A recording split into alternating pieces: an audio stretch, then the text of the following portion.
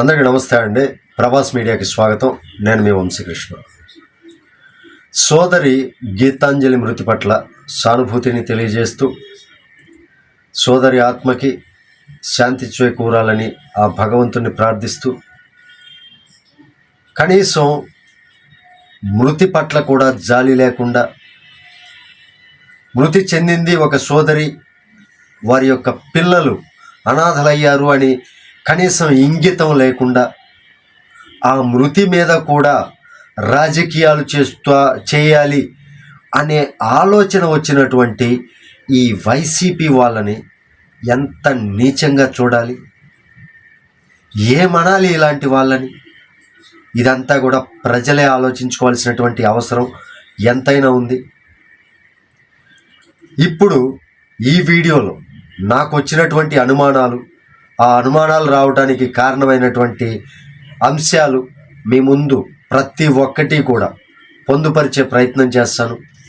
Video నచ్చితే ఖచ్చితంగా like చేయండి, ఛానల్కి సబ్స్క్రైబ్ చేసుకొని కొంచెం సపోర్ట్ చేస్తే, మీ సపోర్ట్ ఉంటే ఇంకా ఇంకా ఇంకా వీడియోలు చేసే ప్రయత్నం, మంచి మంచి వీడియోలు చేద్దాం. సరే, మరొకసారి సోదరికి మనశ్శాంతి కలగాలని కోరుకుంటూ దేవుణ్ణి ప్రార్థిస్తూ ఈ వీడియో ప్రారంభిస్తాను. యాక్చువల్గా గీతాంజలి సోదరి ఎవరైతే ఉన్నారో, గీతాంజలి గారు మాట్లాడినటువంటి వీడియో వైరల్ అయింది. ట్విట్టర్లో కావచ్చు, ఎక్కడైనా కావచ్చు. 8వ తారీఖు వైరల్ అయింది. అసలు ఆ వీడియో వైరల్ కూడా వైసీపీ సోషల్ మీడియాలోనే వైరల్ చేయడం జరిగింది. నేను చెప్పేది ప్రతి ఒక్క అంశము కూడా చాలా సాఫ్ట్ కార్నర్గా ఉంటుంది, చాలా సున్నితమైనటువంటి అంశంగా ఉంటుంది. కాబట్టి ప్రతి ఒక్కళ్ళు జాగ్రత్తగా విని ఆలోచించడానికి ప్రయత్నం చేయండి.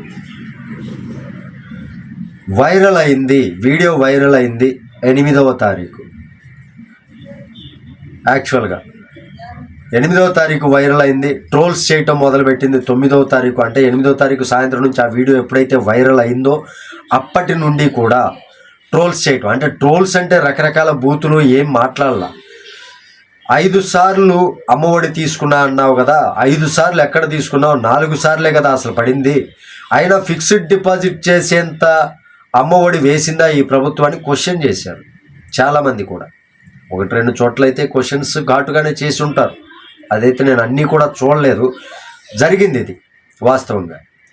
సరే, ఆ ట్రోల్స్కే మనస్తాపం చెందింది అని వైసీపీ వాళ్ళు చేస్తున్నటువంటి ప్రచారానికి అర్థం లేదు. ఎందుకంటే ఈ ట్రైన్ యాక్సిడెంట్ జరిగింది 7వ తారీఖు. 7వ తారీఖు ట్రైన్ యాక్సిడెంట్ జరిగితే 8వ తారీఖు ఈ వీడియో వైరల్ చేసింది సోషల్ మీడియా వాళ్ళు. అంటే దీనిలో కూడా ఒక అంతరార్థం మనం వెతికితే, మనం ఆలోచిస్తే, ఈ జరిగినటువంటి ట్రైన్ యాక్సిడెంట్ కూడా మనకి ఏ విధంగా ఉపయోగించుకోవచ్చు అన్న విధంగానే వీళ్ళు ఈ వీడియో వైరల్ చేశారేమో అన్న అనుమానాలు అయితే వ్యక్తమవుతూ ఉన్నాయి.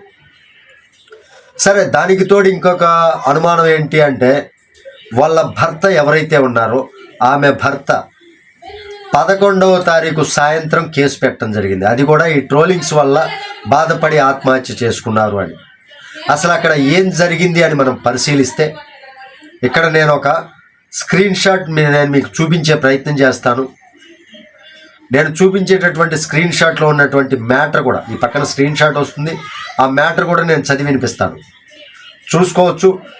తెనాలి టౌన్ న్యూస్ టుడే, అంటే ఇది ఈనాడులో వచ్చినటువంటి పేపర్ కటింగ్ అండి. 7వ తారీఖు ఇన్సిడెంట్ జరిగింది, 8వ తారీఖు ఉదయాన్నే ఈనాడు పేపర్లో రావటం జరిగింది. ఒకసారి మీరు అది చూసుకోవచ్చు. 8వ తారీఖు తెనాలి ఎడిషన్లో ఈ న్యూస్ ఉంది, మీరు ఎవరైనా సరే చెక్ చేసుకోవచ్చు. అదే 8వ తారీఖు ఈరోజు సాక్షి వాళ్ళు వేసినటువంటి ఏదైతే గ్రాండ్గా, అంటే పెద్ద పెద్ద అక్షరాలతోటి టీడీపీ జనసేన వల్లే ఇది జరిగింది, ఈ ఆత్మహత్య కారణమైంది అన్నట్లుగా ఏదైతే పెద్ద పెద్ద అక్షరాలతోటి వేశారో అదే పేపరు, అదే 8వ తారీఖు కానీ 9వ తారీఖు కానీ ఎందుకు వేయలేదు అనేది ఒక ప్రశ్న, మీరందరూ కూడా ఆలోచించవలసినటువంటి ప్రశ్న. ఇప్పుడు ఈ పేపర్లో ఉన్నటువంటి అంశం ఏంటంటే, రైలు ఢీకొని మహిళ గాయపడిన ఘటన తెనాలి రైల్వే స్టేషన్ శివారులో గురువారం జరిగింది. జన్మభూమి ఎక్స్ప్రెస్ అప్పుడే వేగం పుంజుకుంటున్న తరుణంలో పట్టాలపై సుమారు 30 ఏళ్ల మహిళ కనిపించడంతో చోదకుడు means rail pilot, train pilot ఉంటారు కదా, ఆ పైలట్ అన్నమాట. లోకో పైలట్స్ అంటారు వాళ్ళని, లోకో పైలట్. ఈ ట్రైన్ నడుపుతున్నటువంటి వ్యక్తి చోదకుడు ఆకస్మిక బ్రేక్ వేయడంతో రైలు ఆమెను స్వల్పంగా ఢీకొట్టింది. ఈ ఘటనలో తలకు గాయమై అపస్మారక స్థితికి చేరిన మహిళను 108లో తొలుత జిల్లా ప్రభుత్వాసుపత్రికి తరలించగా ఇక్కడ ప్రాథమిక చికిత్స అనంతరం గుంటూరు ప్రభుత్వ వైద్యశాలకు పంపారు. ఇది 8వ తారీఖు తెనాలి ఎడిషన్లో వచ్చినటువంటి న్యూస్. సరే, ఇక అదే తెనాలి ఎడిషన్లో ఈనాడులోనే, సాక్షిలో కానీ ఎక్కడా లేదు ఇది న్యూస్, ఈనాడులోనే మరుసటి రోజు అంటే 9వ తారీఖు ఇంకో న్యూస్ వచ్చింది. స్థానిక రైల్వే స్టేషన్లో గురువారం రైలు ఢీకొని మహిళ గాయపడిన విషయం తెలిసిందే.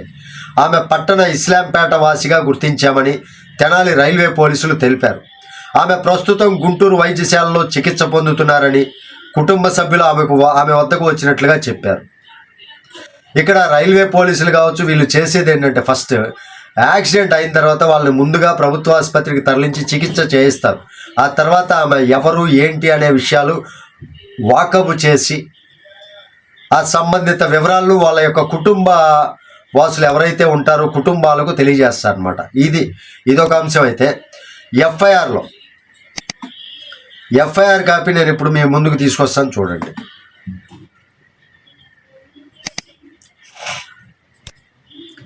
ఎఫ్ఐఆర్లో ఉన్న అంశం మీరు పరిశీలిస్తే ఇక్కడ చూసుకుంటే జిఆర్పి విజయవాడ 2024 28-24 ఎఫ్ఐఆర్ నెంబరు 11/3/2024 11/3/2024లో ఇది జరిగింది. ఎవరు? డాక్టర్ కిరణ్ కుమార్.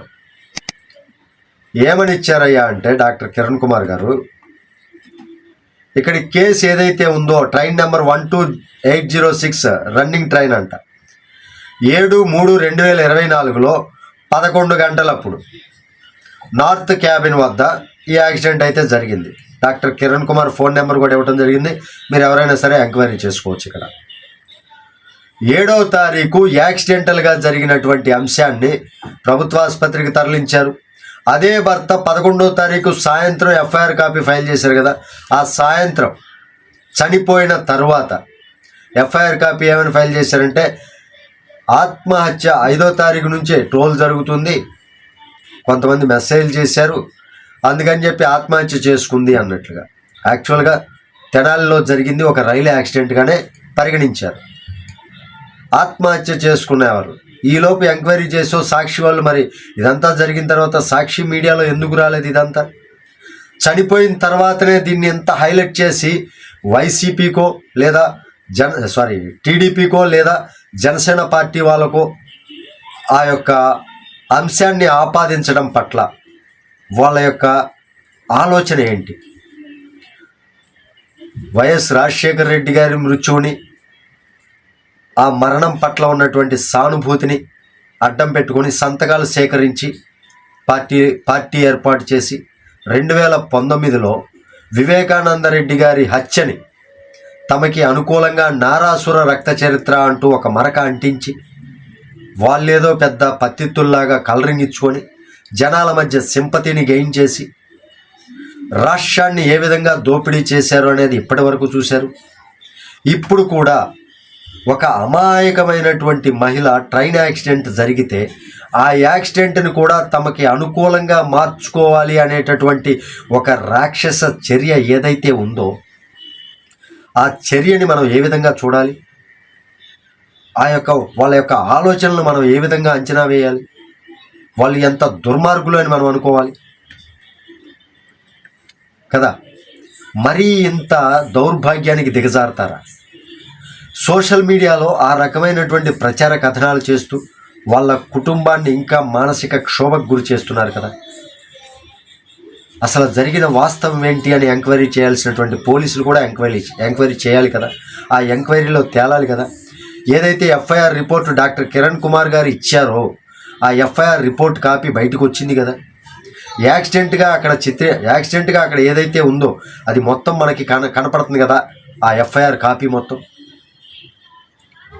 మరి ఇంకా ఇందులో దీన్ని రాజకీయంగా వాడటంలో వీళ్ళని ఏమనాలంటారు? అది మీరే చెప్పాలి ప్రజలారా. ఇలాంటి వాళ్ళ మాయలో పడి తప్పుని, ఒక అబద్ధాన్ని నిజమని నమ్మాము అంటే మరలా మన గొయ్యి మనం తీసుకున్నట్లే. ఎప్పటికైనా ఆలోచించండి. Thank you. జై హింద్.